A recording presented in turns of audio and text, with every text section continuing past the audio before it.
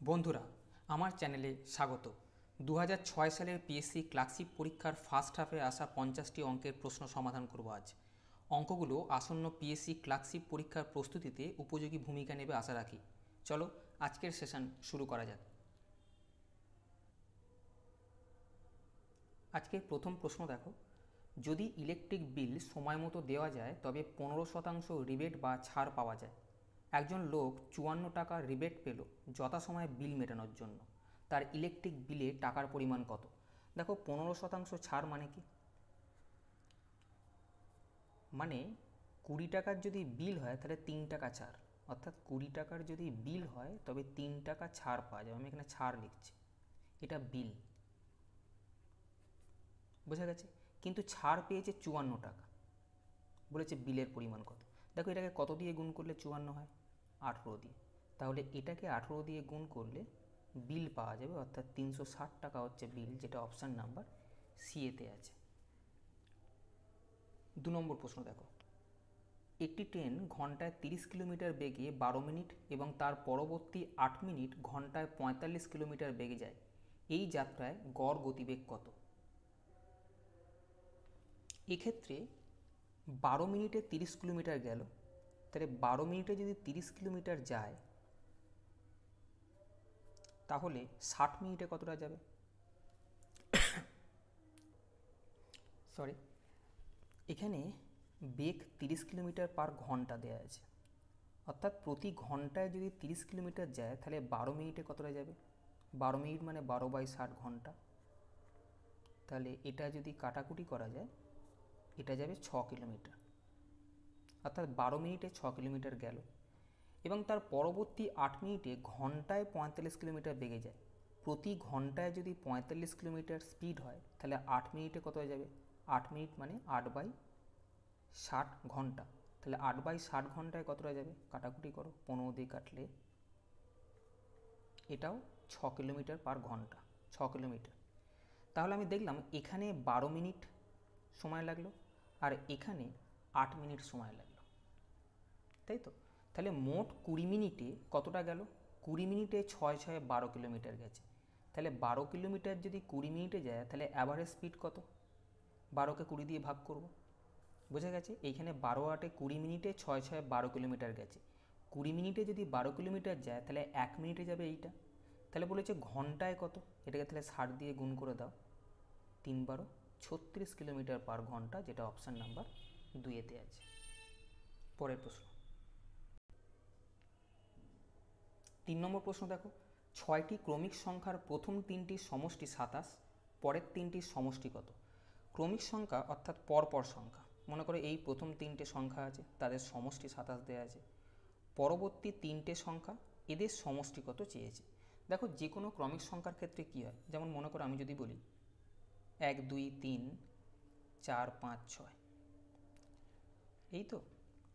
তাহলে আমি যদি বলি যে এই প্রথম 3টের অ্যাভারেজ কত, তুমি বলবে প্রথম 3টের অ্যাভারেজ হচ্ছে মাঝখানের সংখ্যাটা। সবসময় যখন বিজোড় সংখ্যা থাকে অ্যাভারেজ মাঝখানের সংখ্যাটা হবে যদি এটা কনজিকিউটিভ নাম্বার হয় বা পরপর সংখ্যা হয়। আমি যদি বলি যে এদের 3জনের অ্যাভারেজ কোনটা, তুমি বলবে এই মাঝখানেরটা অ্যাভারেজ। তাহলে এই এই অ্যাভারেজ থেকে এই অ্যাভারেজ পর্যন্ত দূরত্ব কতটা? 1 2 3। অর্থাৎ আমি বলতে পারি এই অ্যাভারেজের সঙ্গে যদি 3 যোগ করি তাহলে এই অ্যাভারেজটা পাওয়া যাবে, তাই না? 1 ঘর 2 ঘর 3 ঘর। একই রকম এইখানে আমরা করব, প্রথম 3টের সমষ্টি 27 দেওয়া আছে। প্রথম 3টের সমষ্টি 27 মানে প্রথম 3টের গড় বা অ্যাভারেজ কত হবে? 27কে 3 দিয়ে ভাগ করলে 9, অর্থাৎ এইটা আমি 9 পেলাম। বলেছি এই 3টের সমষ্টি কত? এই 3টের সমষ্টি আমি যদি এই 3জনের গড় বার করতে পারি তাহলে গড়কে 3 দিয়ে গুণ করলে আমি বলবো যে ওই 3টের সমষ্টি হচ্ছে তত। এই গড় এখানে 9, তাহলে এইখানে গড়টা কত হবে? 10 11 12। যেমন এইখানে দেখেছিলাম 3 যোগ করে, তাহলে এইখানেও 3 যোগ করে আমি বলবো এই গড়টা হচ্ছে 12। কেন? 1 ঘর 2 ঘর 3 ঘর আরও ইনক্রিজ করছে। গড় যদি 12 হয়, এই 3জনের গড় 12, তাহলে টোটাল কত হবে? 12 গুণিতক 3 সমান 36, যেটা অপশান নাম্বার সি এতে আছে। পরের প্রশ্ন, একটা সরল করতে দিয়েছে, 9 + 3 ভাজিতক 3 গুণিতক 2 -7 -3 × 2, তাই তো? এখানে যদি ব্র্যাকেটের কাজ করা যায় 12 আসবে ভাগ 3 গুণিতক 2 মাইনাস এখানে আগে গুণের কাজ 3 দুগুণে 6, 7 থেকে 6 বাদ গেলে 1, বুঝে গেছে। এখানে তাহলে আগে ভাগের কাজ 12কে 3 দিয়ে ভাগ করলে 4, 4কে 2 দিয়ে গুণ করলে 8, 8 থেকে 1 বাদ দিলে 7, অর্থাৎ অপশান নাম্বার বি হবে উত্তর। 5 নম্বর প্রশ্ন, 100 টাকার 3 বছরের সুদ 96 টাকা এবং 300 টাকার 5 বছরের সুদ 165 টাকা। উপরোক্ত দুটি বিষয়ে সুদের হারের অনুপাত নির্ণয় করো। এখানে দেখো 100 টাকার 3 বছরের সুদ যদি 96 টাকা হয় তাহলে 1 বছরের সুদ কত হবে? 96কে 3 দিয়ে ভাগ করলে 32, অর্থাৎ এখানে সুদের হার হচ্ছে 32%। রেশিও বার করতে বলেছে সুদের হারের। প্রথম ক্ষেত্রে সুদের হার আমি 32% দেখতে পাচ্ছি, 3 বছরে 96 মানে 1 বছরে 32। এক্ষেত্রে 300 টাকার 5 বছরের সুদ 165 টাকা। এটা যদি 300 টাকা না হয় 100 টাকা হতো, কি করলাম? 3 দিয়ে ভাগ করলাম। তাহলে এই 5 বছরেই কত সুদ পাওয়া যাবে? এটাকেও 3 দিয়ে ভাগ করব, বলবো 55 টাকা। অর্থাৎ দেখতে পাচ্ছি 100 টাকার 5 বছরের সুদ 55 টাকা। তাহলে 100 টাকার 1 বছরের সুদ কত হবে? 5 বছরের সুদ যদি 55 টাকা হয় তাহলে 1 বছরের সুদ হবে 11, অর্থাৎ এখান থেকে সুদের হার 11%। বলেছে এই সুদের হারের রেশিও কত? আমরা দেখতে পাচ্ছি রেশিও হচ্ছে 32:11, যেটা অপশান নাম্বার 1-তে আছে। পরের প্রশ্ন, পরের অঙ্কটা দেখো। একজন লোক তার মোট চালের 2/3 অংশ ও 100 কিলোগ্রাম বিক্রয় করলো। আবার সে তার অবশিষ্টের 1/2 অংশ ও 100 কিলোগ্রাম বিক্রয় করলো। এবার তার 150 কিলোগ্রাম অবশিষ্ট রইল। প্রথমে তার চাল কত ছিল, অর্থাৎ কত কিলোগ্রাম চাল ছিল প্রথমে সেটা বার করতে হবে। দেখো অঙ্কগুলো এক্স ধরে করতে পারো, কিন্তু পরীক্ষার পারপাসে যেরকম করা উচিত এই অঙ্কটার ক্ষেত্রে 2/3 অংশ ছিল, মানে বিক্রি করলো 2/3 প্লাস 100 কিলোগ্রাম। এখানে অবশিষ্ট যা থাকলো তার হাফ অংশ বিক্রি করলো এবং 100 কিলোগ্রাম বিক্রি করলো। এই 3 আর 2 এর লসাগুটা মনে মনে করে নাও, কত হচ্ছে? 6। দেখো 6 দিয়ে বিভাজ্য সংখ্যা কোনটা কোনটা আছে। এখানে দেখবে 6 দিয়ে বিভাজ্য সংখ্যা এইটা বাদ দিয়ে বাদ বাকি 3টে আছে, তাহলে এইটা উত্তর হতে পারে না। 3টেই 6 দিয়ে বিভাজ্য। 6 দিয়ে বিভাজ্য চেক করে আমি একটাকে এলিমিনেট করলাম। আমি দেখব 60 দিয়ে বিভাজ্য সংখ্যা কতগুলো আছে, দেখব 60 দিয়ে বিভাজ্য সংখ্যা এই 3টেই হবে। আমি দেখব যে 600 দিয়ে বিভাজ্য সংখ্যা কতগুলো আছে, দেখলাম 600 দিয়ে বিভাজ্য সংখ্যা শুধুমাত্র 1800 আছে আর 2400 আছে, আর কিন্তু নেই। তাহলে আমি এখান থেকে এই অপশানটাও এলিমিনেট করতে পারলাম। তাহলে এবারে যে দুটো অপশান পড়ে আছে যে কোনো একটা নিয়ে কাজ করো, বাদবাকি যদি ওতে উত্তর মিললো ভালো, না মিললে পরেরটা তোমার উত্তর হবে। মনে করো এদের মধ্যে ছোট ফিগার হচ্ছে 1800, আমি 1800 নিয়ে অঙ্কটাকে ভেরিফাই করে নেব। তাহলে তার কাছে 1800 কিলোগ্রাম চাল ছিল, প্রথমে ধরে নেওয়া হলো। তার 2/3 অংশ, 1800 2/3 অংশ মানে কত? 1800 2/3 অংশ মানে হচ্ছে 1200 কিলোগ্রাম প্লাস 100 কিলোগ্রাম, অর্থাৎ মোট 1300 কিলোগ্রাম চাল বিক্রি করে দিল। তাহলে 1800 থেকে 1300 কিলোগ্রাম যদি বিক্রি হয়ে গিয়ে থাকে তাহলে কত বাকি থাকবে? বাকি থাকবে 500 কিলোগ্রাম। এই 500 কিলোগ্রাম যা বাকি থাকলো তার 1/2 অংশ এবং 100 কিলোগ্রাম বিক্রয় করলো। তাহলে 500 কিলোগ্রাম ছিল, সেখান থেকে তার হাফ মানে 250 প্লাস 100 অর্থাৎ 350 কিলোগ্রাম বিক্রি করে দিল। অর্থাৎ 500 ছিল, তার থেকে যদি 350 কিলোগ্রাম বিক্রি করে তার থেকে কাছে 150 থাকা উচিত, সেটাই বলেছে। তার কাছে 150 কিলোগ্রাম চাল অবশিষ্ট রইল, অর্থাৎ উত্তর হলো বি। যদি এইটাই না হতো আমি এটাকে শুধুমাত্র উত্তর করতাম, চেক করতাম না। পরের প্রশ্ন, 7 নম্বর প্রশ্ন। 5 জন শ্রমিক 5 ঘন্টা খেটে 5টি মাদুর তৈরি করে, 10 জন শ্রমিক 10 ঘন্টায় কটি মাদুর তৈরি করতে পারবে? বারবার আসছে, 2007-এও এরম এসছে। এগুলো সাধারণত M1 T1 D1 by W1 is equal to M2 D2 by W2, এই ফর্মুলায় কাজ করে। শুধুমাত্র দেখতে হবে 1 ডিনোট করছে মানে প্রথম লাইনের জিনিস, আর 2 ডিনোট করছে দ্বিতীয় লাইনের ডাটাগুলো। W মানে হচ্ছে ওয়ার্ক, অর্থাৎ প্রথম লাইনে যা আছে যদি কাজ থাকে আমি কাজটাকে নিচে বসাবো, বাদ বাকি চোখ কান বুঝে আমি সব গুণ করতে করতে রাখবো। যেমন মনে করো প্রথম লাইনের ক্ষেত্রে আমি দেখছি 5টা মাদুর তৈরি করেছে, এটা হচ্ছে প্রথম লাইনের W। আর দ্বিতীয় লাইনে কটা মাদুর তৈরি করবে, অর্থাৎ দ্বিতীয় লাইনে কটা W অর্থাৎ ওয়ার্ক আছে সেটা বার করতে দিয়েছে। তাহলে প্রথম লাইনের আমি এই 5 যেটা ওয়ার্ক আছে নিচে বসালাম, এই লাইনে আর যা যা আছে সব গুণ আমি কিন্তু ওপরে করব।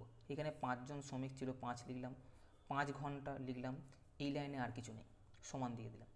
10 জন শ্রমিক লিখলাম, 10 ঘন্টা লিখেছে, কটা মাদুর তৈরি করতে হবে অর্থাৎ এইটা চেয়েছে। তাহলে যদি কাটাকুটি করা যায় 5 দুগুণে 10 অর্থাৎ উত্তর হবে 10 দুগুণে 20, যেটা অপশান নাম্বার 2-এতে আছে। বোঝা যাচ্ছে? পরের প্রশ্ন 8-এরটা, দুটি ধনাত্মক সংখ্যার গুণফল 24, বৃহত্তর সংখ্যাটি ক্ষুদ্রতর সংখ্যার 1.1/2 গুণ, সংখ্যা দুটি কী কী? দেখো এখানে বলেছে যে বৃহত্তর সংখ্যাটি ক্ষুদ্রতম সংখ্যার 1.1/2 গুণ। 1.1/2 মানে কত? 1.1/2 মানে হচ্ছে 3/2। তাহলে বড় সংখ্যাটা ছোট সংখ্যাটা 3/2 গুণ। অপশান চেক করো, এখানে ছোট সংখ্যা কোনটা? 4।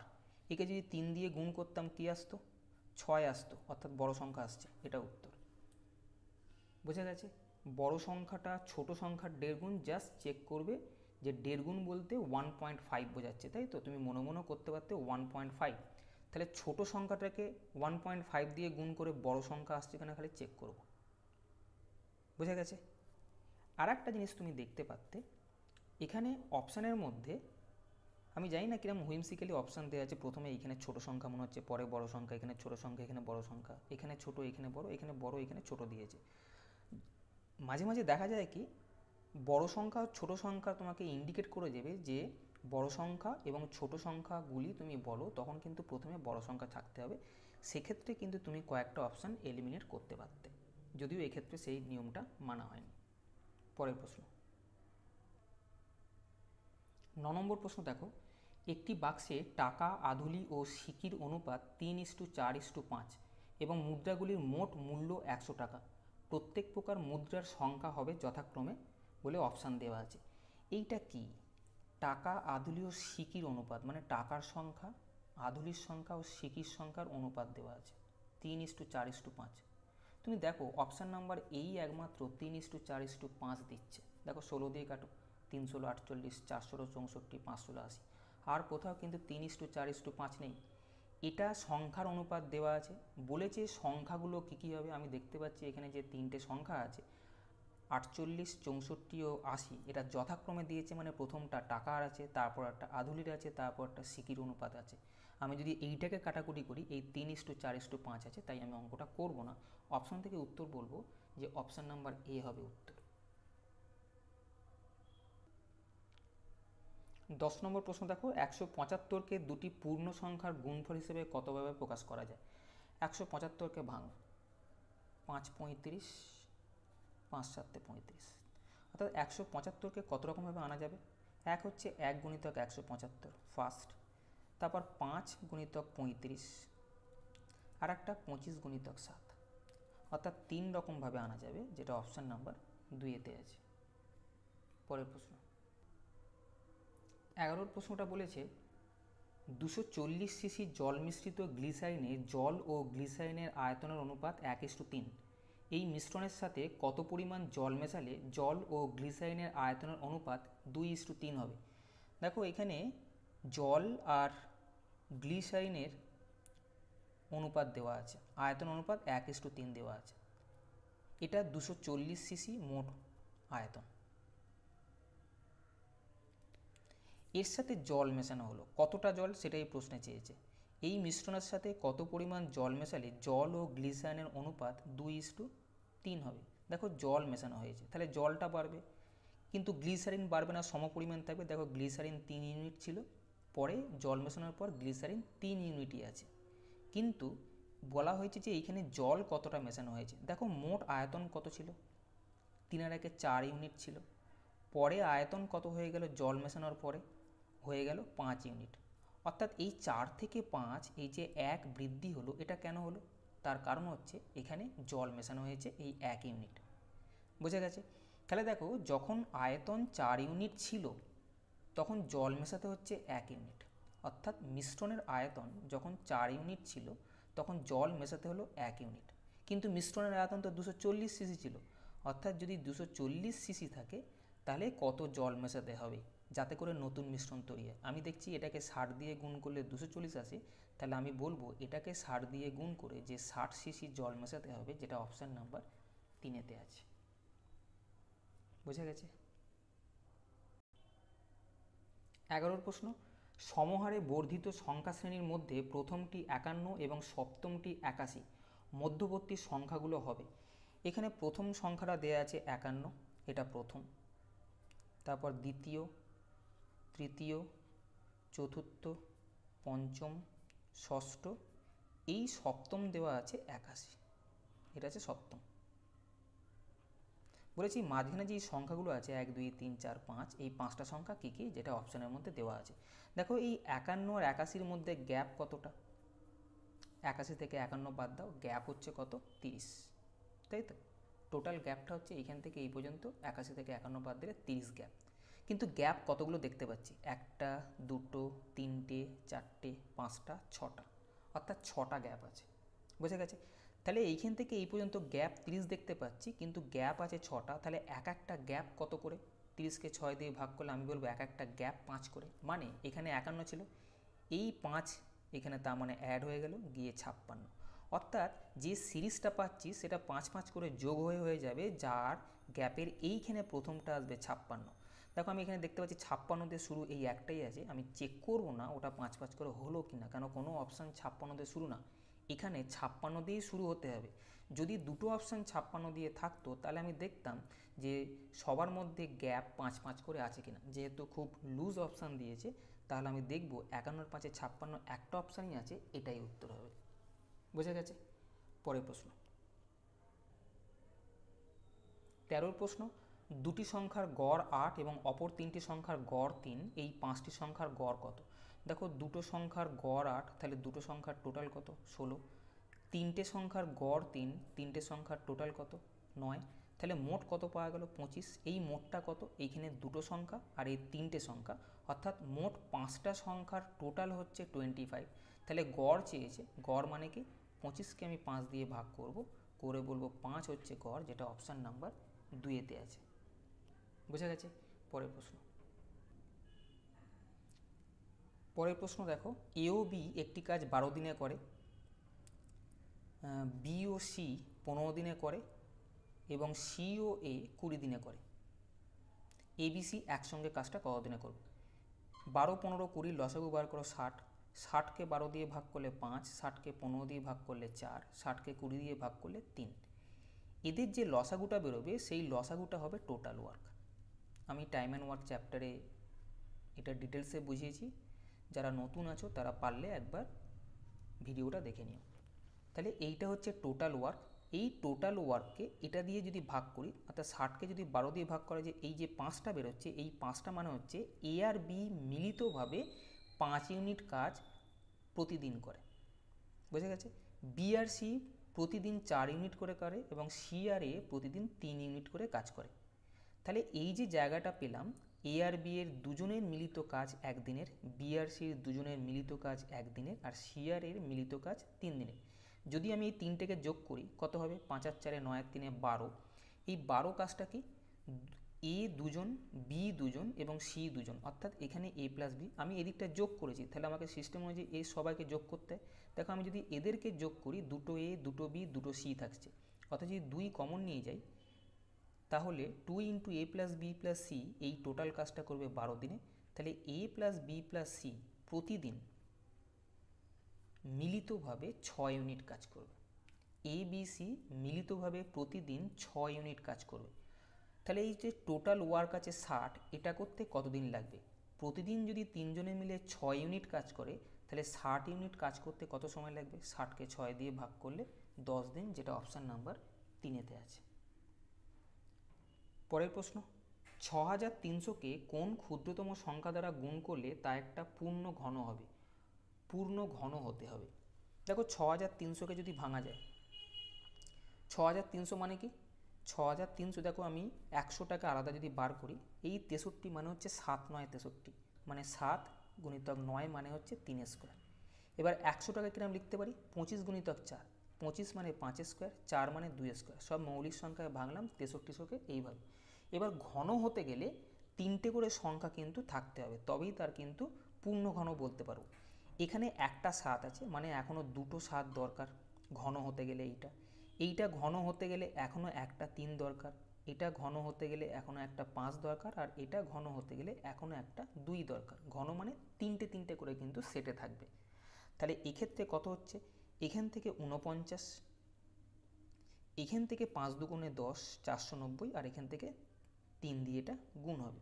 এটা গুণ করলে 3 9 27, আমি 7 একটাই দেখতে পাচ্ছি, অপশান নাম্বার বি আমি কিন্তু বলবো। বুঝে গেছে? পরের প্রশ্ন 16 অঙ্কটা দেখো, দুটি সংখ্যার সমষ্টি তাদের অনন্যকের সমষ্টির সমান, তাদের গুণফল কত? সংখ্যাগুলো মনে করো এক্স আর ওয়াই, বলেছে এদের সমষ্টি এদের অনন্যকের, অনন্যক মানে উল্টো, অনন্যকের সমষ্টির সমান, বলেছে এদের গুণফল কত, অর্থাৎ এক্স ওয়াই এর মান চেয়েছে। এটাকে সরল করো, এইটা যদি আমি করি এক্স ওয়াই ওপরে এক্স প্লাস ওয়াই, এই এক্স প্লাস ওয়াই কাটলে তাহলে এক্স ওয়াইয়ের মান কত থাকছে 1, অর্থাৎ গুণফল 1, যেটা অপশান নাম্বার 3-তে আছে। 17 নম্বর প্রশ্ন, একটা ট্রেন দেরাদুন থেকে দিল্লি 40 কিমি পার ঘন্টা গতিবেগে গেল এবং 60 কিমি পার ঘন্টা গতিবেগে ফিরে এলো। সমস্ত যাত্রাপথে ট্রেনটির গড় গতিবেগ কত? যদি ডিস্টেন্সটা যদি ফিক্স থাকে, এখান থেকে গেল আবার এখান থেকে ফিরলো, একজনের স্পিড যদি এক্স কিমি পার ঘন্টা আর একজনের স্পিড যদি ওয়াই কিমি পার ঘন্টা হয়, তাহলে গড় গতিবেগের ফর্মুলা হচ্ছে 2xy by x plus Y. বোঝা গেছে? 2xy by x plus Y. এক্ষেত্রে মানটা বসিয়ে দাও, 2 ইন্টু যে কোনো একটা ভ্যালু এক্স মনে করো আর যে কোনো একটা ভ্যালু ওয়াই মনে করো। এক্স প্লাস ওয়াই মানে 40 প্লাস 60, এটা যদি যোগ করা যায় 100 আসবে। এই দুটো শূন্য কেটে দিলে 4 দুগুণে 8, 6 আসতে 48 কিমি পার ঘন্টা, অর্থাৎ অপশান নাম্বার 3 হবে উত্তর। 18 অঙ্কটা দেখো, 72 লিটারের একটি মিশ্রণে সিরাপ ও জল 7:2 অনুপাতে আছে। এর সাথে কতখানি জল মেশালে সিরাপ ও জলের পরিমাণ 4:3 হবে? একটু আগে এরকম ধরনের একটা অঙ্ক ছিল। তাহলে 7:2 সিরাপ আর জলের অনুপাত, এটা 72 লিটার ছিল, এর মধ্যে জল মেশানো হয়েছে, জল মেশানো হওয়ার পর এই অনুপাত বলছে 4:3 হয়েছে, অর্থাৎ জল মেশানো হয়েছে। জল মেশালে জল বাড়বে, কিন্তু সিরাপটা যেটা ছিল সেটাই তো থাকার কথা। সিরাপ এখানে 7 ছিল, এখানে সিরাপ 4 হয়ে গেল, এদের ঠিক না, কেন শুধু জল মেশানো হয়েছে, জল বাড়বে, সিরাপের পরিমাণ তো কোনোভাবেই বাড়া কমা হবে না। তাই সিরাপ এখানে 7 আছে, এখানে 4 আছে, দুজনকে একই ইউনিটে নিয়ে যাওয়ার চেষ্টা করো। অর্থাৎ 7 আর 4-এর এলসিএম মনে করো 28, আমি দুজনকেই 28-এ কনভার্ট করব। এটাকে 28-এ কনভার্ট করতে গেলে এই রেশিওটাকে আমাকে 4 দিয়ে গুণ করতে হবে, এটাকে 28-এ কনভার্ট করতে গেলে এই রেশিওটাকে আমাকে 7 দিয়ে গুণ করতে হবে। তাহলে রেশিও যদি 7 দিয়ে গুণ করা যায়, এবার কিরম আসবে, 4 7-এ 28, 4 দুগুণে 8, আর এটা করলে 4 7-এ 28, 3 7-এ 21। বোঝা গেছে? তাহলে আমি দেখলাম কি, এবার সিরাপের পরিমাণ সমান হয়েছে, জল মেশানো হয়েছে। দেখো এই অবস্থায় এই যে রেশিও যখন ছিল, এখানে টোটাল কত ছিল, 28 8-এ 36 ছিল, কিন্তু যখন মেশানো হলো, জল মেশানোর পরে এইটা কত হলো, 28 আর 21 49 হয়ে গেল। অর্থাৎ 36 ছিল, 13 মেশানো হয়েছে, তবে গিয়ে 49 হয়েছে। অর্থাৎ আমরা 36 থাকলে জল মেশাবো 13, কিন্তু এটা মোট কত ছিল, 72 ছিল। তাহলে 72 থাকলে জল কত মেশাতে হবে, এটাকে 2 দিয়ে গুণ করে 72 আসে, তাহলে এটাকে 2 দিয়ে গুণ করে আমি বলবো 26 লিটার জল মেশাতে হবে, যেটা অপশান নাম্বার 3-এতে আছে। পরের প্রশ্ন 19-এরটা, 18 অঙ্ক হলো 19-এর অঙ্ক। দেখো, ক্রয়মূল্য শতকরা কত হারে বৃদ্ধি করলে কমিশন হিসেবে 10% দিয়েও বিক্রয় মূল্যে 20% লাভ থাকবে? মনে করো ক্রয়মূল্য ছিল 100। প্রথমে কি হবে, সবসময় যেটা ব্যবসায়ী লাভ করতে চাইবে সেই লাভটাকে নিয়ে নাও, আগে 20% লাভ করবে। 20% লাভ মানে কি, 100 টাকার জিনিসটা আমি 120 টাকায় বিক্রি করব। যেহেতু ক্রয়মূল্য 100 টাকা ছিল, তুমি বিক্রি করলে তোমার কাছে বেশি পয়সা আসবে, যেহেতু তুমি লাভ করছো। তাই এদের মধ্যে যেটা বড় ফিগার হবে সেটাকে ওপরে বসাও, এবং যেটা ছোট ফিগার হবে সেটাকে নিচে বসাও। বোঝা গেছে? ইন্টু এরপরে 10% কমিশন দিচ্ছে। 10% কমিশন মানে কি, একটা ফিগার 100 হবে আর কমিশন মানে হচ্ছে 90।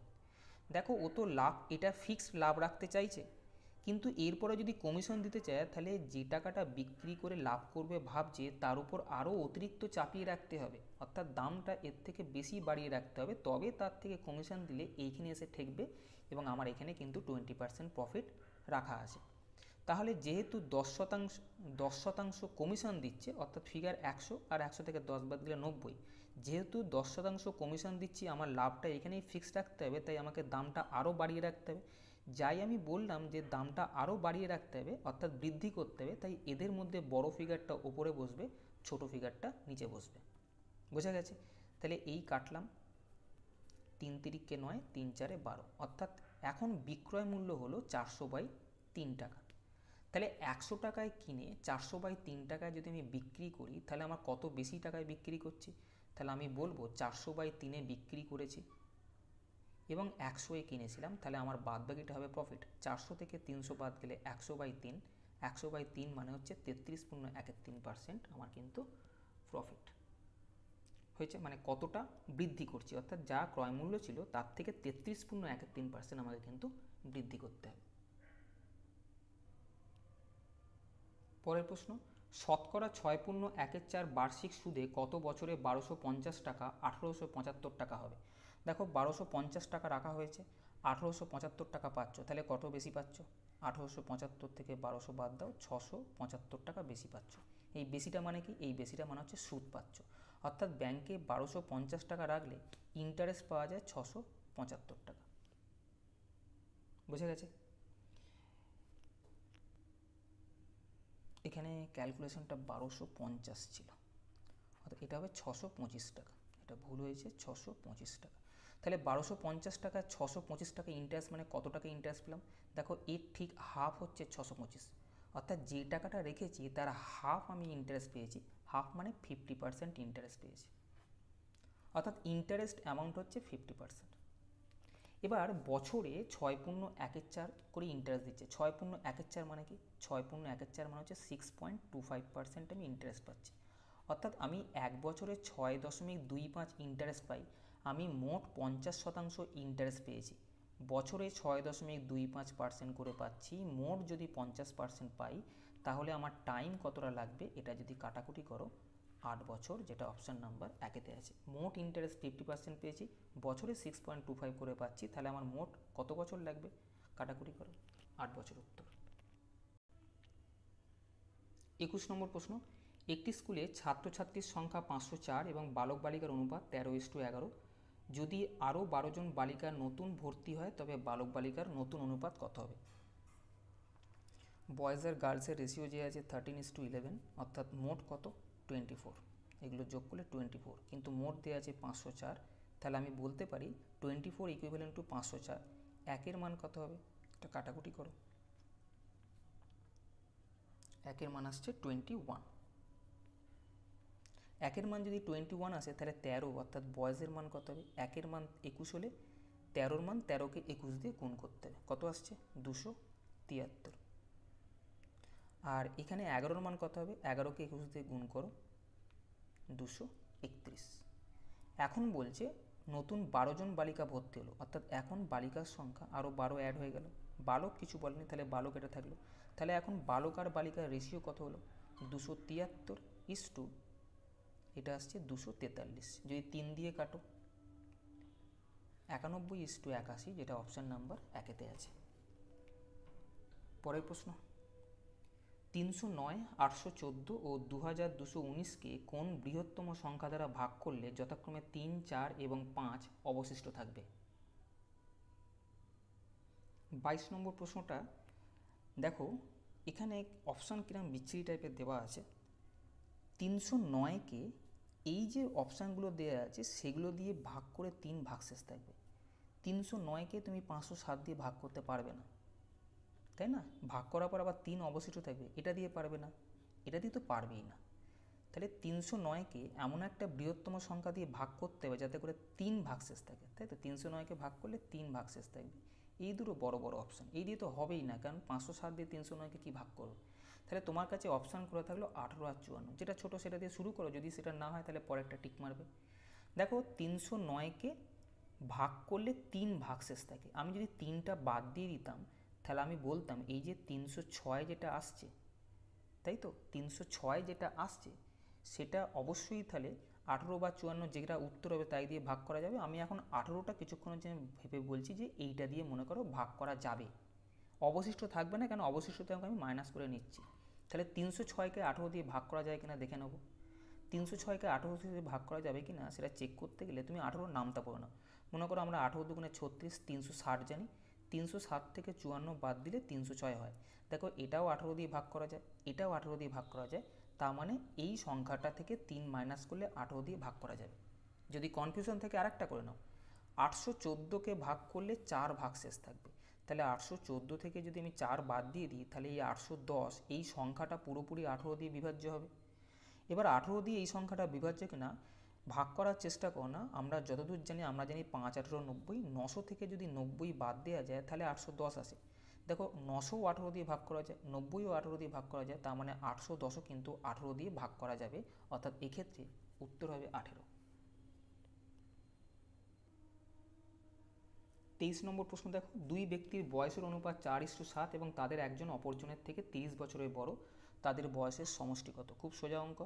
4:7 আছে বয়সের অনুপাত, একজন অপরজনের চেয়ে দেখা যাচ্ছে 3 বড়, ওরা বলেছে এটা নাকি 30 বছরের বড়, তাহলে 3 সমান যদি 30 বছর হয় তাহলে 1 সমান 10 বছর। বলেছে দুজনের বয়সের সমষ্টি কত? দুজনের বয়সের সমষ্টি 7 আর 4 11 ইউনিট, 1 ইউনিটের মান যদি 10 হয় তাহলে 11 ইউনিটের মান হবে 110 বছর, যেটা অপশান নাম্বার 2-তে আছে। বোঝা যাচ্ছে? পরের প্রশ্ন 24, দেখো দুটি সংখ্যার যোগফল 128 এবং তাদের বিয়োগফল 32, সংখ্যা দুটো কত? অর্থাৎ অপশানের মধ্যে সেই দুটো সংখ্যা দেওয়া আছে যাদের যোগফল 128, বিয়োগফল 32, একমাত্র এই অপশানটায় 80 থেকে 48 বাদ দিলে বিয়োগফল 32 হয়, আর কোথাও হয় না, তাহলে ওটা উত্তর। বোঝা গেছে? 25, রমেশ মোহনের থেকে 10% বেশি পায়, মোহন রমেশের থেকে শতকরা কত কম পায়? আমি শতকরার অঙ্কে এই জাতীয় অঙ্ক দেখিয়েছি। দেখো আরেকবার দেখে নাও সিস্টেমটা। রমেশ আর মোহনের কথা বলা আছে, রমেশ মোহনের থেকে 10% বেশি পায়, অর্থাৎ এ থেকে এ 10% বেশি পায়। 10% মানে কত? 10% মানে হচ্ছে 10/100, 10/100 মানে হচ্ছে 1/10, যেহেতু বেশি পায় তাই প্লাস চিহ্ন দিলাম। বোঝা যাচ্ছে? তাহলে এটা হচ্ছে 1/10 প্লাস, এদিক থেকে এদিকে যদি প্লাস হয়, তোমাকে যদি এদিক থেকে এদিকে চায় তাহলে কিন্তু এটা মাইনাস হবে, এটা মনে রাখতে হবে। আমি শতকরার অঙ্কে এটা দেখিয়েছি, পারলে ভিডিওগুলো একটু দেখে নিও। তাহলে রমেশের থেকে মোহন 10%, রমেশ মোহনের থেকে 10% বেশি পাচ্ছে, তাই তো? তাহলে আঁকাটা খুব সম্ভবত ঘুরে গেছে, রমেশ বেশি পাচ্ছে বলছে, তাহলে রমেশ 10% বেশি পাচ্ছে, 10% মানে 1/10, বেশি পাচ্ছে মানে প্লাস দিলাম। এবার বলেছে মোহন কত কম পাচ্ছে, অর্থাৎ রমেশের থেকে মোহন কতটা কম পাচ্ছে সেটা বলতে বলেছে। এদিক থেকে যদি প্লাস হয় তাহলে এদিক থেকে এদিকে এলে মাইনাস হবে, 1 নম্বর। 2 নম্বর, উপরের ফিগারটা যেরাম আছে সেরাম থাকবে, বাই যদি এটা যোগ চিহ্ন থাকে এদেরকে যোগ করে আমি এখানে বসাবো। শতকরার চ্যাপ্টারে বলা হয়েছে এদিক থেকে এদিকে গিয়ে যদি প্লাস হয় তাহলে এদিক থেকে এদিকে চাইলে মাইনাস হবে। উপরে ফিগারটা যাই থাক 1 2 3 4 যাই থাক, প্রথমে আমি সেটাই এখানে বসাবো। এটা যদি প্লাস থাকে এদেরকে যোগ করে আমি এখানে বসাবো, যদি এটা মাইনাস থাকে তাহলে এদেরকে মাইনাস করে আমি এখানে বসাবো। -1/11, 1/11কে যদি পার্সেন্টেজে করো তাহলে 9.111% আছে, যেটা অপশান নাম্বার 3-তে আছে। বুঝে গেছে? পরের প্রশ্ন 26, দুটো সংখ্যার অনুপাত 3:4, তাদের গসাগু 4, তাদের লসাগু কত? সংখ্যা দুটোর অনুপাত 3:4, মনে করো একটা সংখ্যা 3x, একটা সংখ্যা 4x, তাহলে এদের গসাগু কত হবে? গসাগু হবে এদের মধ্যে যেটা কমন সেটা হচ্ছে x, কিন্তু গসাগু দেওয়া আছে 4, তাহলে আমি বলবো x এর মান হচ্ছে 4। তাহলে সংখ্যাগুলো কী কী হবে? 3 × 4 12, আর একটা 4 × 4 16। বলেছে যে সংখ্যাগুলো আছে তাদের লসাগু কত, অর্থাৎ 12 আর 16 লসাগু কত? 48, সেটা অপশান নাম্বার 3-তে আছে। 27 নম্বর প্রশ্ন, একটি বালি ভর্তি বাক্সের ওজন 8.5 কিলোগ্রাম এবং যখন অর্ধপূর্ণ থাকে তখন এর ওজন হয় 5.5 কিলোগ্রাম, শূন্য বাক্সটির ওজন কত?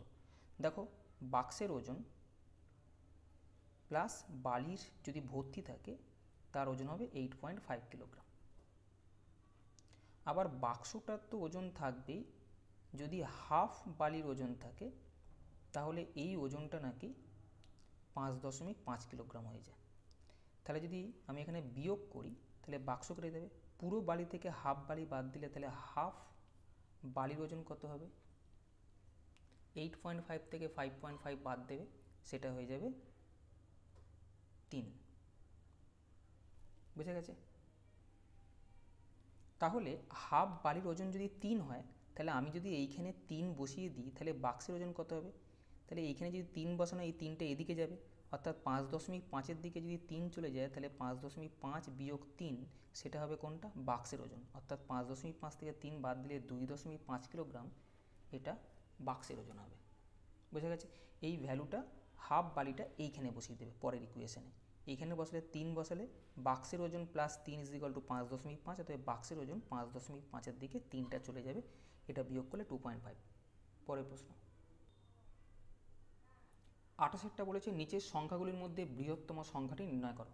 দেখো এটা 4-এর 9 আছে, এটাকে করলে 3-এর 7 যদি রুট করা যায়, এটা 0.84 মানে 0.64 আসবে, এটা 27/99। পৌনঃপুনিক মানে যতগুলোর মাথায় পৌনঃপুনিক চিহ্ন আছে ততগুলো 9 নিচে বসবে। এইগুলোর মধ্যে বৃহত্তম বলেছে কোনটা? 0.64 যদি দশমিক তুলে দাও এইটা। দেখো এগুলো সব পার্সেন্টেজ করার চেষ্টা করো মনে মনে, খুব তাড়াতাড়ি হয়ে যাবে। এটা 100-র মধ্যে 64 মানে কত? 64%। এটা 99-এর মধ্যে 27, অ্যাপ্রক্সিমেটলি যদি আমি এটা 100 ভাবি তাহলে 100-র মধ্যে 27, এটা কিঞ্চিত বেড়ে যাবে। 100-র মধ্যে 27, তুমি এটাকে 27%ই মনে করো। এটা মোটামুটিভাবে 100-র কাছাকাছি, তাই না? 100-র মধ্যে যত হবে তাকে আমরা পার্সেন্টেজ বলি। এটাকে যদি 100-র পাশাপাশি নিয়ে আসা যায় তাহলে এটাকে মোটামুটি কত দিয়ে গুণ করবে? 7, 14, 98। এটাকে 14 দিয়ে গুণ করলে এটাও 14 দিয়ে গুণ করবে, তাহলে এটা মোটামুটিভাবে 42% বা তার থেকে একটু বেশি। এটাও যদি তুমি 100-র পাশাপাশি নিয়ে যেতে চাও তাহলে এটাকে 11 দিয়ে গুণ করো, এটাও 11 দিয়ে গুণ করো, অর্থাৎ 99-এর মধ্যে 44, অর্থাৎ মোটামুটিভাবে এটা 44%। তাহলে কোন পার্সেন্টেজটা বেশি হচ্ছে? 64%। এটা কোথা থেকে এসছে? 0.8 থেকে, তাহলে এটা হবে বৃহত্তম। বোঝা গেছে? পরের একটা সংখ্যা 20% বাড়ানো হলো, তারপর আবার 20% বাড়ানো হলো, এর ফলে শতকরা কত পরিবর্তন হবে? এটা সাকসেসিভভাবে বাড়ানো হচ্ছে। সাকসেসিভের ক্ষেত্রে এই ফর্মুলাটা তোমরা সবাই জানো, এটা খুব useful formula, x + y + xy/100, যেখানে x হচ্ছে এই ফিগারটা, y হচ্ছে এই ফিগারটা, সবই বাড়ানো হয়েছে তাই এটা পজিটিভ, সবেতেই থাকবে 20 + 20 + 20 × 20/100। এটা করলে 20, 20, 40 / 4 44%, যেটা অপশান নাম্বার 3-এতে আছে। 30 নম্বর প্রশ্ন দেখো, বলেছে 5টি ভেড়ার দাম সমান 8টি ছাগলের দাম। আর একটা বলেছে 30টা ছাগলের দাম এটা ছাগলের দাম সমান 3টি গরুর দাম। এবার 50টা ভেড়ার বদলে কতগুলো গরু পাওয়া যায়? এই ভেড়া এখানে আছে, গরু এখানে আছে, অর্থাৎ এখান থেকে তোমাকে এইখানে যেতে হবে। আগে দেখব 50টা ভেড়া। 50টা ভেড়া মানে কি? 50টা ভেড়া মানে কতগুলো ছাগল হবে? 5টা ভেড়া মানে যদি 8টা ছাগল হয়, এটাকে 10 দিয়ে গুণ করেছি, তাই এটাকেও 10 দিয়ে গুণ করে বলবো 80টা ছাগল হয়। আবার 30টা ছাগল মানে 3টে গরু, তাহলে 80টা ছাগল মানে আমি বার করব যে কতগুলো গরু। এখান থেকে আমি যদি কাটাকুটি করি, 3 × 10 = 30 করি, অর্থাৎ 10টা ছাগল মানে একটা গরু। বোঝা যাচ্ছে? 10টা ছাগল মানে একটা গরু। 10কে কত দিয়ে গুণ করলে 80 আসে? 8 দিয়ে। তাহলে এটাকেও 8 দিয়ে গুণ করে বলবো 8টা গরু পাওয়া যাবে, যেটা অপশান নাম্বার 2-এতে আছে। 31-এর অঙ্ক, কোনো পরীক্ষায় 62% পরীক্ষার্থী অঙ্কে ফেল করে, 52% ইংরেজিতে পাস করে এবং 22% দুটি বিষয়েই ফেল করে। 108 জন পরীক্ষার্থী দুটো বিষয়ে পাস করে, মোট পরীক্ষার্থীর সংখ্যা কত? দেখো এইটা মনে করো অঙ্ক, ম্যাথমেটিক্স, এখানে 62% ফেল করেছে। এইটা মনে করো ইংলিশ, এখানে 52% পাস করেছে, এটা পাস, এটা ফেল দেওয়া ছিল। আর 22% দুটি বিষয়ে ফেল করে, অর্থাৎ এইটা হচ্ছে 22%, এটাও ফেল দেওয়া আছে। দেখো এটাও ফেল, এটাও ফেল, এটা পাস দেওয়া আছে, কিন্তু আমাকে সবগুলোকে একই জিনিসে কনভার্ট করতে হবে, নয় সব ফেলে থাকবে নয় সব পাসে থাকবে। এখানে দুটো ফেল দেওয়া আছে, ম্যাথমেটিক্সে ফেল দেওয়া আছে আর উভয় বিষয়ে ফেল দেওয়া আছে, তাহলে যেটা পাস আছে 52% পাস করেছে, মানে যদি আমি 100 থেকে 52% বাদ দিই তাহলে 48% আসবে, এটা কিন্তু ফেল করবে। তাহলে আমি এই ডাটাটাকে না নিয়ে এখানে 48% নিয়ে চলবো, যেটা ফেল করেছে, অর্থাৎ সব ডাটাগুলো পেলাম কি সব ফেল। দেখো শুধু ম্যাথমেটিক্সে ফেল করেছে কতজন, এই পুরোটা হচ্ছে ম্যাথমেটিক্সের ঘর, তার মধ্যে এইটুকুনি হচ্ছে দুটো বিষয়। তাহলে এই পুরোটা থেকে যদি আমি এইটুকুনি বিয়োগ করে দিই, তার মানে এই পুরোটা কত ছিল 62 ছিল, সেখান থেকে যদি 22 বিয়োগ করে দিই তাহলে কত থাকবে, 62 থেকে যদি 22 বাদ দেওয়া যায় তাহলে থাকছে 40। এইটা কি, এটা হচ্ছে শুধু অঙ্কে ফেল করেছে, মানে এই জায়গাটা শুধু অঙ্কে, তাহলে শুধু অঙ্কে ফেল করেছে সেটা হচ্ছে 40। আবার একই রকমভাবে ইংলিশে মোট 48% ফেল করেছিল, তার মধ্যে 22% এইখানে আছে উভয়, তাহলে এই যে জায়গাটা সেটা হচ্ছে শুধু ইংলিশে ফেল করেছে। তাহলে টোটালটা 48 ছিল, আমি ইংলিশ বার করছি, টোটালটা 48 ছিল, তার মধ্যে 22 দুজনের মধ্যে আছে, যদি বাদ দিই সেটা হবে 26% শুধু ইংলিশে ফেল করেছে। আর দুটোতেই ফেল করেছে কত, বোথ, সেটা হচ্ছে 22%। তাহলে মোট ফেল কত, 6 আর 2 8, 88% মোট ফেল। মোট ফেল যদি 88 হয় 88%, তাহলে পাস করেছে দুটো সাবজেক্টে, সেটা কত হবে, 100 থেকে 88 যদি বাদ দেওয়া যায় এটা হচ্ছে 12% দুটো বিষয়ে পাস করেছে। কিন্তু এখানে যে দুটো বিষয়ে পাস করেছে 108 জন, আমি বার করলাম কত 12%, তাহলে বলতে পারি 12%-এর মান হচ্ছে 108। বলেছে মোট পরীক্ষার্থী অর্থাৎ 100%-এর মান কত, এটাকে 9 দিয়ে গুণ করে এটা এসছে, তাই এটাকেও 9 দিয়ে গুণ করলে উত্তর আসবে 900 জন। বোঝা গেছে, অর্থাৎ পরীক্ষার্থীর সংখ্যা 900 জন, যেটা অপশান নাম্বার বিতে আছে। 32 দেখো, এম এর 10% ইজ ইকুয়াল টু এন এর 20%, এম এর 100% সমান এন এর x%, এক্স এর মান চেয়েছে। দেখো এম এর 10% সমান এন এর 20%, তাহলে এম বাই এন সমান কত হবে, আমি এখান থেকে ডাইরেক্ট করছি, এটা আসবে 20/10, পার্সেন্টেজগুলো কেটে দাও 2/1, অর্থাৎ এম বাই এন এর রেশিও কিন্তু 2/1 থাকতে হবে। পরে এখানে দিয়েছে এম এর 100% সমান এন এর x%, আমি যদি এইখানেও এম বাই এন করি তাহলে এম বাই এন কী হবে, এই ডাটাটা থেকে এখানে x% ছিল আর এখানে 100%, এইটাকে আমি রেশিওতে কনভার্ট করলাম। কিন্তু আমরা জানি এম বাই এন মানে হচ্ছে 2/1, তাই তো, একের ভ্যালু যদি 100% হয় তাহলে 2-এর ভ্যালু কত হবে, অর্থাৎ এটাকে 100 দিয়ে গুণ করে যদি 100% আছে তাহলে এটাকেও 100 দিয়ে আমি গুণ করে আমি বলবো এইটা হওয়া উচিত হচ্ছে 200%, কিন্তু ওখানে দিয়েছে x%, তাহলে এক্সের মান কত 200%, যেটা অপশান নাম্বার 4-এতে আছে। বোঝা গেছে। পরের প্রশ্ন 33, এ শতকরা 6.14 সরল সুদে 400 টাকা ধার দিল, বি শতকরা 5 সরল সুদে কত টাকা ধার দিলে প্রত্যেক বছরের শেষে দুজনে একই সুদ পাবে। দেখো যদি এ এর কথা বলা যায়, এ 6.14% সরল সুদ দিচ্ছে, 6.14% মানে কি, 100 টাকা যদি ব্যাংকে রাখে তাহলে 6.14 অর্থাৎ 6.25% কিন্তু ইন্টারেস্ট পাবে, অর্থাৎ 100 টাকা ইন্টারেস্ট পাবে 6.25 টাকা, কিন্তু এ 400 টাকা রেখেছিল, এটা 4 গুণ হয়ে গেল, তাহলে ইন্টারেস্টও 4 গুণ হয়ে যাবে, অর্থাৎ 6.25কে যদি 4 দিয়ে গুণ করা যায় এ 25 টাকা ইন্টারেস্ট পাবে। বলেছে বিকেও কিন্তু এই 25 টাকা ইন্টারেস্ট পেতে হবে, প্রত্যেক বছরের শেষে দুজনে একই সুদ পাবে, এ যদি 25 টাকা সুদ পায় বিও 25 টাকা সুদ পেতে হবে, কিন্তু বি শতকরা 5 সরল সুদ দিচ্ছে, অর্থাৎ বি 5 টাকা সুদ পেতে গেলে 100 টাকা ব্যাংকে রাখতে হবে, কিন্তু বিকে সুদ পেতে হবে এ যা পেয়েছিল অর্থাৎ 25 টাকা পেতে হবে, এটাকে 5 গুণ করছো তবে 25 আসবে, তাহলে বিকে এর 5 গুণ অর্থাৎ 500 টাকা রাখতে হবে, যেটা অপশান নাম্বার বিতে আছে। পরের প্রশ্ন, দুটি ট্রেনের গতিবেগের অনুপাত 7:8, যদি দ্বিতীয় ট্রেন 5 ঘন্টায় 400 কিলোমিটার যায় তাহলে প্রথম ট্রেনের গতিবেগ কত। দেখো প্রথম আর দ্বিতীয় দুটো ট্রেনের গতিবেগের রেশিও দেওয়া আছে 7:8। দ্বিতীয় ট্রেন 5 ঘন্টায় 400 যায়, 5 ঘন্টায় 400 মানে 1 ঘন্টায় কত, 400কে 5 দিয়ে ভাগ করো, সেটা হবে 80 কিলোমিটার। দ্বিতীয় ট্রেন আমি দেখছি গতিবেগ 8, কিন্তু এই সবে বার করলাম সেটা নাকি 80 কিলোমিটার পার ঘন্টা, তাহলে 8-এর মান যদি 80 কিলোমিটার পার ঘন্টায়, অর্থাৎ এই রেশিওর এই সংখ্যাটাকে আমি 10 দিয়ে গুণ করে 80 পেয়েছি, তাহলে এটাকেও 10 দিয়ে গুণ করে আমি বলবো এটা হবে 70 কিলোমিটার পার আওয়ার, যেটা অপশান নাম্বার সি এ আছে।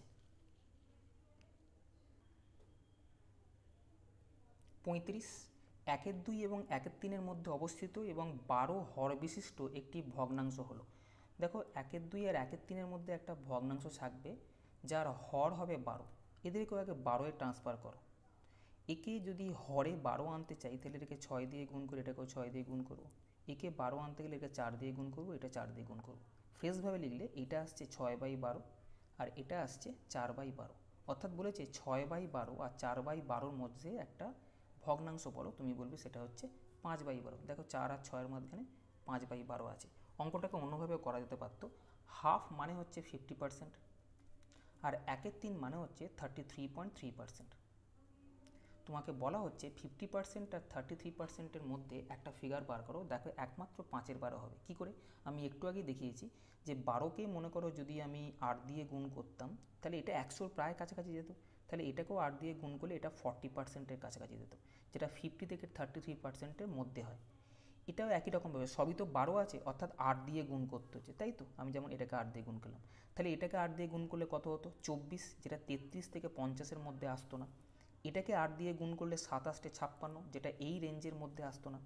এটাকে 8 দিয়ে গুণ করলে 8-9 72%, যেটা এই রেঞ্জের মধ্যে আসতো না। অর্থাৎ 50% থেকে 33%-এর মধ্যে একটাই অপশান আছে যেটা 5-এর 12, যার মান হচ্ছে 40%-এর কাছাকাছি, সেটা কিন্তু উত্তর বলতে পারতে। এইভাবেও করা যেতে পারতো। পরের প্রশ্ন, 100 থেকে 1000-এর মধ্যে যে কোনো সংখ্যা থেকে তার অঙ্কগুলির যোগফল বিয়োগ করলে যে সংখ্যাটা পাওয়া যাবে তার নিম্নলিখিত কোন সংখ্যা দ্বারা বিভাজ্য হবে? 100 থেকে 1000-এর মধ্যে যে কোনো সংখ্যা সেটা 3 ডিজিটের হবে, তাই না? 999 পর্যন্ত 3 ডিজিটের নাম্বার। মনে করো যে কোনো একটা 3 ডিজিটের নাম্বার হচ্ছে 100x plus 10y plus Z, এটা 3 ডিজিটের নাম্বার। বলেছে এই নাম্বারটা থেকে বিয়োগ যদি করা হয় এই নাম্বারের অঙ্কগুলোর যোগফল, অঙ্ক মানে কি এক্স ওয়াই জেড অঙ্ক, যদি এদের যোগফল বিয়োগ করা হয় তাহলে যে সংখ্যাটা উৎপন্ন হবে সেটা এদের মধ্যে কী দিয়ে বিভাজ্য হবে? দেখো যদি ব্র্যাকেট খোলা হয় 100x plus 10y plus z minus x minus y minus z, তাহলে 100x থেকে এক্স বাদ দিলে 99x, 10y থেকে মাইনাস ওয়াই বাদ দিলে প্লাস 9y আর জেড জেড কেটে যাবে। অর্থাৎ এক্ষেত্রে যদি 9 কমন নেওয়া হয় 11x প্লাস ওয়াই, অর্থাৎ এই যে সংখ্যাটা আসছে এই সংখ্যাটা সবসময় 9 দিয়ে বিভাজ্য হবে, যেহেতু এটা 9 গুণিতক এই পার্টটা আছে, অর্থাৎ উত্তর হবে অপশান নাম্বার 4। বোঝা যাচ্ছে? পরের প্রশ্ন 37, 500 টাকা 50টি বালক বালিকার মধ্যে এমনভাবে ভাগ করে দেওয়া হলো যে প্রত্যেক বালক 8 টাকা এবং প্রত্যেক বালিকা 12 টাকা পায়।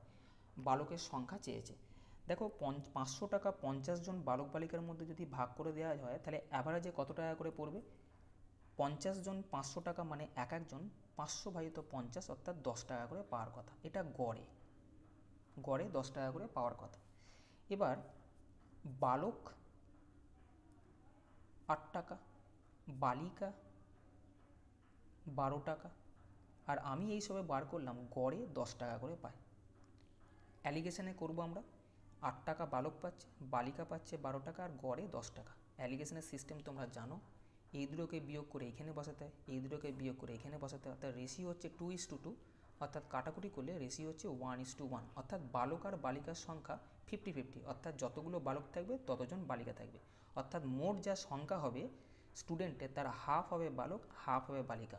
50 জন বালক বালিকা আছে তাহলে তার হাফ 25 জন বালক হবে 25 জন বালিকা হবে। এখানে বালকের সংখ্যা চেয়েছে, অর্থাৎ উত্তর হবে অপশান নাম্বার 2, 25 জন। পরের প্রশ্ন 38, কোনো একটি সংখ্যাকে 52 দিয়ে ভাগ করলে 45 অবশিষ্ট থাকে, যদি সংখ্যাটিকে 13 দিয়ে ভাগ করা হয় তবে কত ভাগশেষ থাকবে? 52 দিয়ে ভাগ করলে 45 অবশিষ্ট থাকে। এবার সংখ্যাটাকে 13 দিয়ে যদি ভাগ করা হয় কত অবশিষ্ট থাকবে? যেটা অবশিষ্ট থাকে তাকে আবার যেটা দিয়ে ভাগ করতে বলছে সেটা দিয়ে ভাগ করো। 3 13 39, তাহলে ভাগশেষ কত থাকছে? 6। এটাই হবে উত্তর, অপশান নাম্বার সিতে আছে। যেটা অবশিষ্ট থাকে তাকে আবার যে সংখ্যাটা বলছে সেটা দিয়ে ভাগ করো, যেটা ভাগশেষ থাকবে সেটাই তোমার উত্তর হবে। পরের প্রশ্ন 39 নম্বর প্রশ্ন, এ ও বি এর টাকার অনুপাত 4:3 এবং তাদের টাকার সমষ্টি 700 হলে 700 এ কত টাকা বিকে দিলে তাদের টাকার অনুপাত 1:1 হবে? দেখো এ আর বি এর মধ্যে টাকার অনুপাত 4:3, মোট 4 আর 3 7 পাওয়ার কথা, কিন্তু এখানে মোট পেয়েছে 700, তাহলে 7-এর মান যদি 700 হয় তাহলে 1-এর মান হবে 100, অর্থাৎ এর টাকা হচ্ছে 1 মান যদি 400 হয় তাহলে 100 হয়, তাহলে 4 মান হবে 4 100 400, 1 মান 100 হলে 3 মান হবে 3 100 300, অর্থাৎ A এর টাকা 400, B এর টাকা 300। এবার রেশিওটা 1:1, 1:1 মানে হচ্ছে এইটা মাঝখানে থাকবে, এইখান থেকে এই ডিস্টেন্স যতটা হবে এইখান থেকে এই ডিস্টেন্স ততটাই হবে, তাকে বলা হবে 1:1। তাহলে এইখান থেকে এইখানকার মধ্যে গ্যাপ কতটুকু? 400 আর 300-র মধ্যে গ্যাপ হচ্ছে 100, এটা দুজনের মধ্যে আছে বলে 2 দিয়ে ভাগ করো, তাহলে কত হলো 50। মানে A Bকে 50 দেবে আর B 50 নেবে। A যদি Bকে 50 দেয়, দেখো এটা হয়ে যাবে 350, আর B যদি 50 নেয় তাহলে এটা হয়ে যাবে 350, তাহলে 350 প্লাস 350 700 হচ্ছে। তাহলে বলা হচ্ছে A কত টাকা বিকে দেবে, আমি দেখতে পাচ্ছি 100কে 2 দিয়ে ভাগ করে 50 টাকা A বিকে দেবে, যেটা অপশান নাম্বার 4-এতে আছে। 50 টাকা যদি দেয় তবেই কিন্তু ওদের টাকা সমান হবে 350 350, এবং সেক্ষেত্রে রেশিও 1:1 হবে। পরের প্রশ্ন 40 নম্বর। যদি একটি বর্গক্ষেত্রের প্রত্যেক বাহুর দৈর্ঘ্য 10% বৃদ্ধি পায় তবে বর্গক্ষেত্রের ক্ষেত্রফল কত শতাংশ বৃদ্ধি পাবে? 10% মানে কত? 10% মানে হচ্ছে 1/10, মানে 10 থাকলে 1 বেড়েছে, মানে 10 যদি আগে থাকতো তাহলে এখন বাহুর দৈর্ঘ্য 11 হয়েছে। বোঝা গেছে? 10 ছিল, 1 বেড়েছে, মানে 10 যদি থাকে তাহলে এখন 11 হয়েছে। এখন বাহুর দৈর্ঘ্য যদি 11 হয় তাহলে এখন ক্ষেত্রফল কত? আমরা জানি ক্ষেত্রফল মানে হচ্ছে বাহু স্কোয়ার। এখন বাহু যদি 11 হয় তাহলে ক্ষেত্রফল হবে বাহু স্কোয়ার, অর্থাৎ 121। আগে ক্ষেত্রফল ছিল 100, এখন হলো 121, তাহলে বাড়লো কত? 121 মাইনাস 100 সমান 21%, যেটা অপশান নাম্বার 1-এতে আছে। পরের প্রশ্ন 41 নম্বর প্রশ্ন। একজন দোকানদার 1600 টাকা দিয়ে দুটি সাইকেল কিনলেন এবং প্রথমটি 10% লাভে ও দ্বিতীয়টি 20% লাভে বিক্রয় করলেন। যদি তিনি প্রথম সাইকেলটি 20% লাভে ও দ্বিতীয়টি 10% লাভে বিক্রয় করতে পারতেন তাহলে তিনি 5 টাকা অধিক পেতেন। সাইকেল দুটির ক্রয় মূল্য কত টাকা? দেখো, এই সমস্ত যখন পার্সেন্টেজের অঙ্ক দেবে তখন এক্স আর ওয়াই না ধরে 100x আর 100y ধরার চেষ্টা করো, অঙ্কটা খুব ইজি হবে। যেমন আমি মনে করছি একটা সাইকেলের দাম 100x আর একটা সাইকেলের দাম 100y, তাহলে দুটো সাইকেলের মিলিত দাম ওরা দিয়ে দিয়েছে 1600 টাকা। আমি এখান থেকে যদি 100 কমন নিয়ে কেটে দিই তাহলে শূন্যগুলো সব কেটে গিয়ে এক্স প্লাস ওয়াইয়ের মান আসবে 16, এটা মনে রাখো। আবার দিয়েছে প্রথমটা 10%, প্রথমটা কত ছিল? 100x, তাই না? আমি একটাই 100x ধরেছি আর একটা 100y ধরেছি। বলেছে প্রথমটার একটা 100x ধরা হয়েছে আর একটা 100y ধরা হয়েছে। প্রথমটা 10% মানে কত? 10x, এবং দ্বিতীয়টা 20% লাভে মানে 20y এ বিক্রি করা হলো, অর্থাৎ মোট লাভ হচ্ছে এইটা। প্রথমটা 10% লাভ মানে এত লাভ, দ্বিতীয়টা 20% লাভ মানে এত লাভ, অর্থাৎ মোট লাভ হলো এইটা।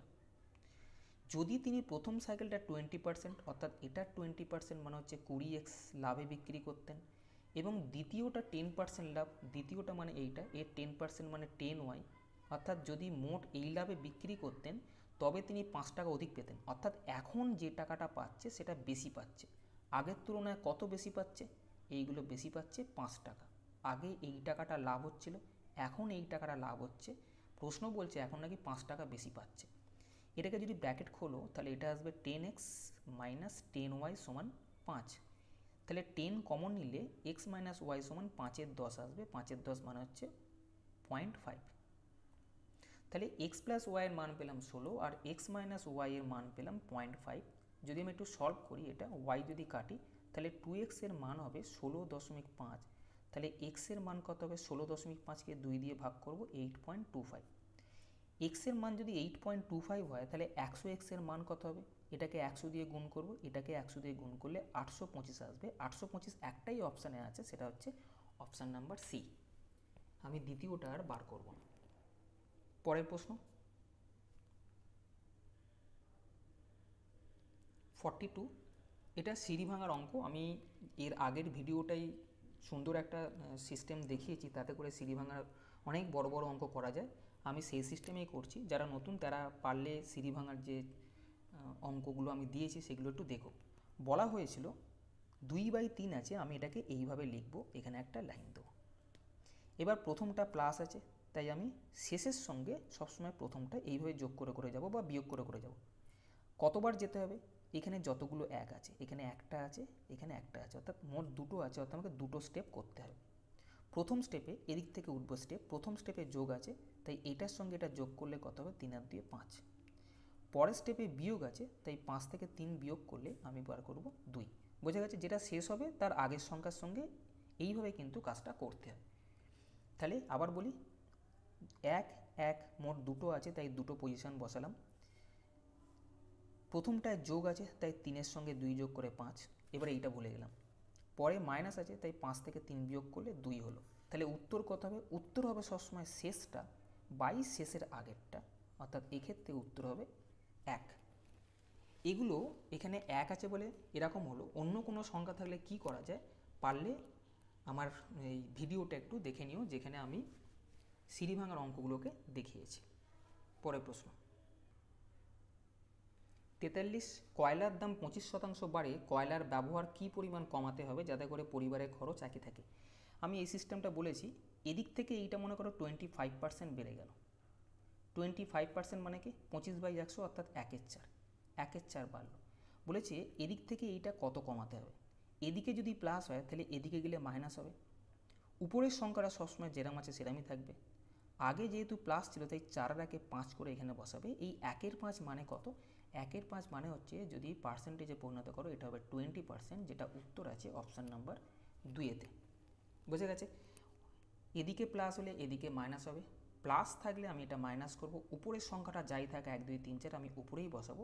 এইখানে যদি যোগ থাকে এদেরকে যোগ করে আমি নিচে বসাবো। এই ফ্র্যাকশনটাকে আমি কিন্তু পার্সেন্টেজে কনভার্ট করব 100 দিয়ে গুণ করে। পরের প্রশ্ন, পরের 44 নম্বর প্রশ্ন একই রকম। দেখো পিএসসির মনে হয় খুব সম্পর্ক আছে এই জাতীয় অঙ্কগুলোর ক্ষেত্রে, সবসময় প্রায় যায়।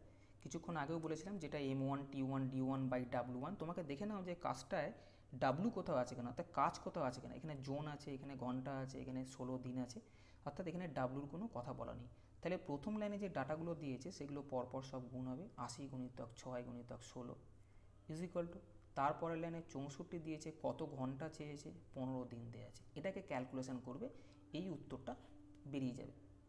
খুব সম্ভবত উত্তর ছিল অপশান নাম্বার বি।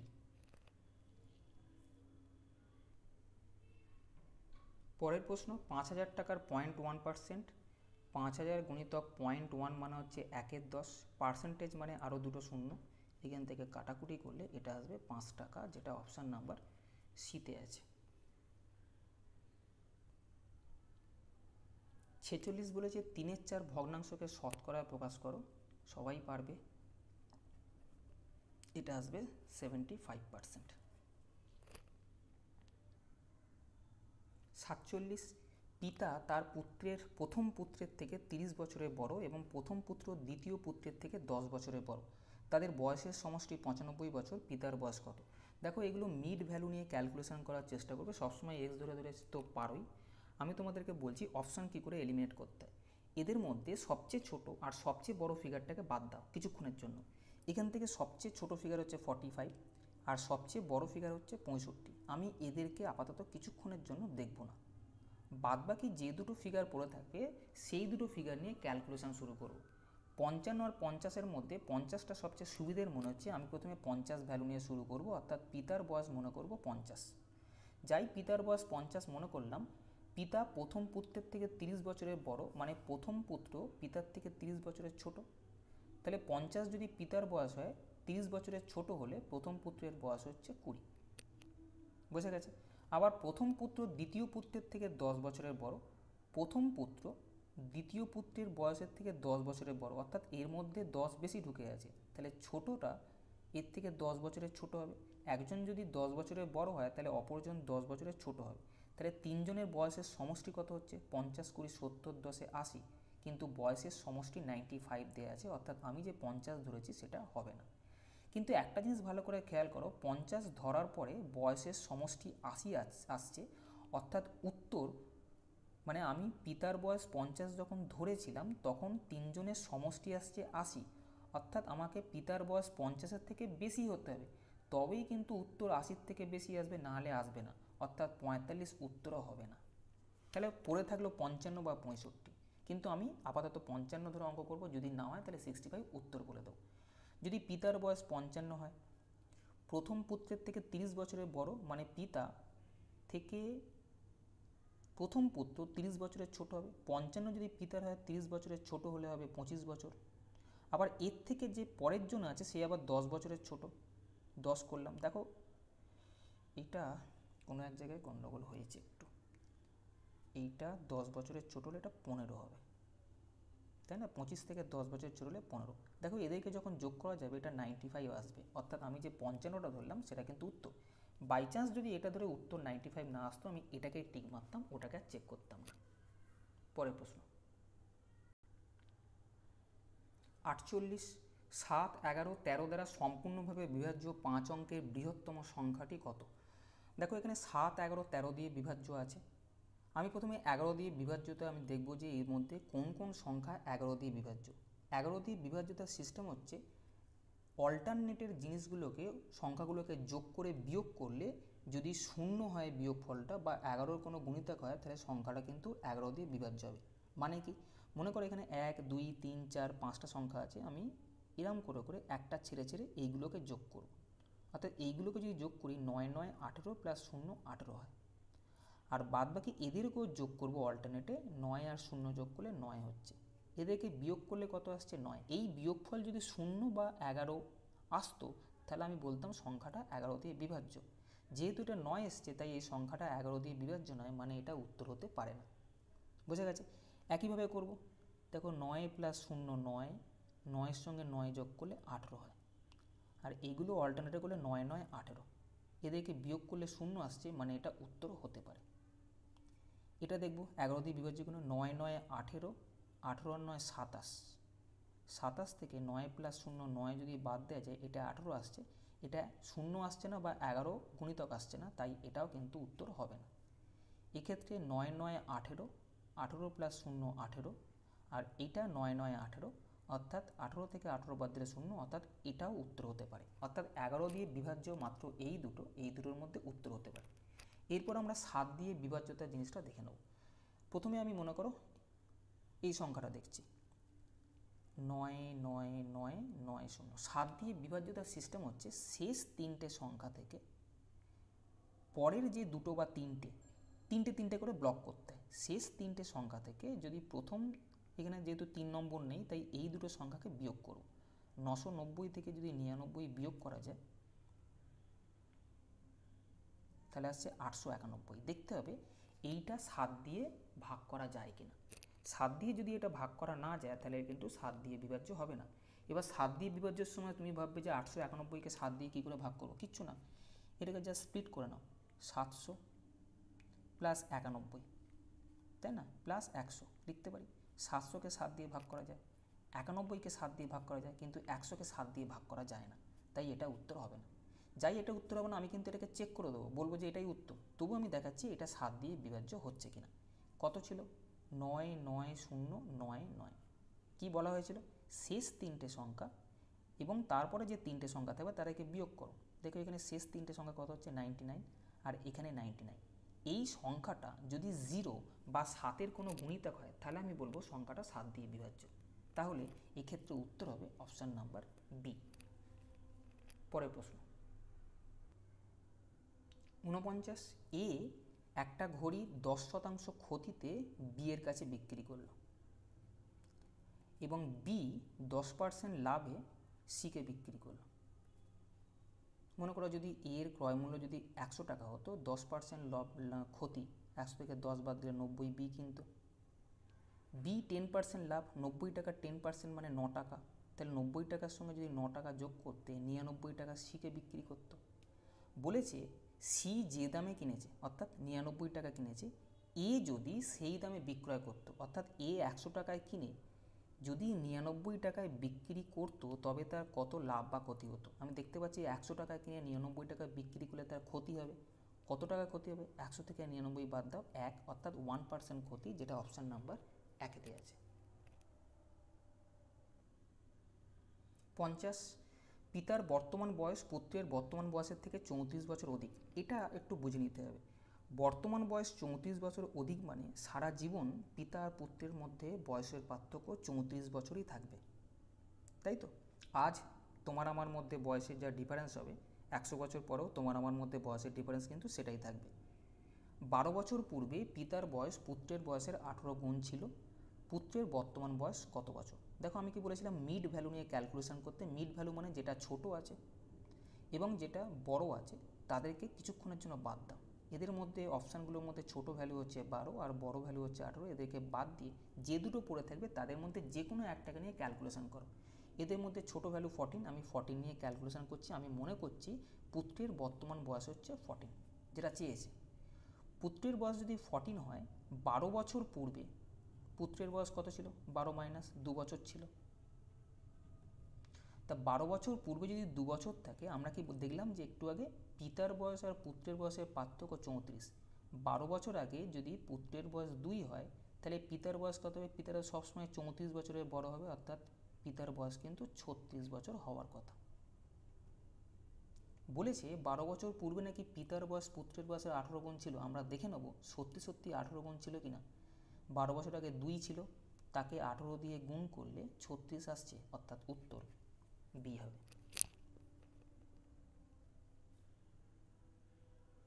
তাহলে আজকে এই পর্যন্তই। যদি সেশনটি ভালো লাগে তবে চ্যানেলটি সাবস্ক্রাইব করো এবং বেল আইকনটি প্রেস করে রেখো, যাতে করে লেটেস্ট আপডেট তোমার কাছে সঙ্গে সঙ্গে পৌঁছায়। ভিডিওটি লাইক করতে ভুলো না, আর বন্ধুদেরকেও শেয়ার করো, যাতে করে তারাও সমানভাবে উপকৃত হয়। ভালো থেকো, ভালোভাবে পড়াশোনা করো। টাটা।